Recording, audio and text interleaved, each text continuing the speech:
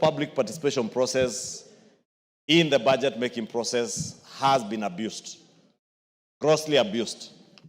And as Honorable Mboko says, that is why you find in a situation where 2 billion shillings was set aside for public participation, those who sat in the budget committee found it prudent or imprudent, whatever the case may be, to put an additional 10 billion shillings. But what is more worrying, Honorable Speaker, is that if the entire 12 billion shillings went to the counties that were slated in for the public participation exercise, then there will be no problem. The problem has come because it is people who have vested interest in those committees where they sit in that then use that opportunity to put projects in their own constituencies and counties far from what was intended by the public participation, Honorable Speaker.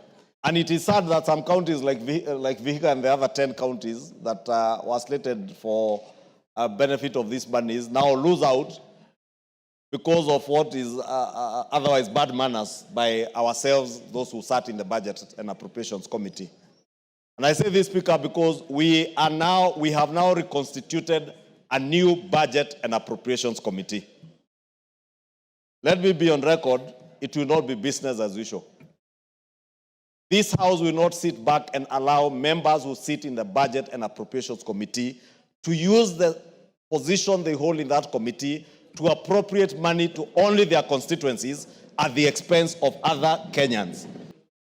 Mr. Speaker, how on earth can one county have an allocation, budget allocation of 12 billion shillings and a whole region has 60 million shillings, Mr. Speaker? What kind of country are we living in?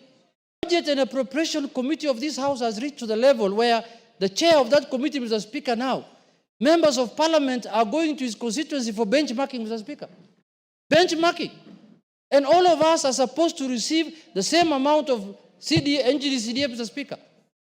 What is making members to go and benchmark in a colleague's constituency, Mr. Speaker? Because the colleague is receiving more funding because of him being the chairman of the budget committee. Let's be honest to Kenyans. Let's tell Kenyans the truth, that he was sitting in an advantageous position of chairing that powerful committee of the House, which you could do skewed allocation of resources to his constituents, Mr. Speaker. Otherwise, which member of parliament here can afford, through his NGCDF, to build classrooms, plaster them, put windows, put roof, put tiles in the classroom, cabros in the... Mr. Speaker, which member of parliament can afford to do that here? With a mere resources of 100 million shillings, Mr. Speaker, and advertise on Citizen Primetime News. Which member can do that? Can you raise up your hand if you can do that? None of the 349 members of this House, Mr. Speaker, can afford to do that. That can only be done by somebody who has access to bigger resources than any other member, Mr. Speaker.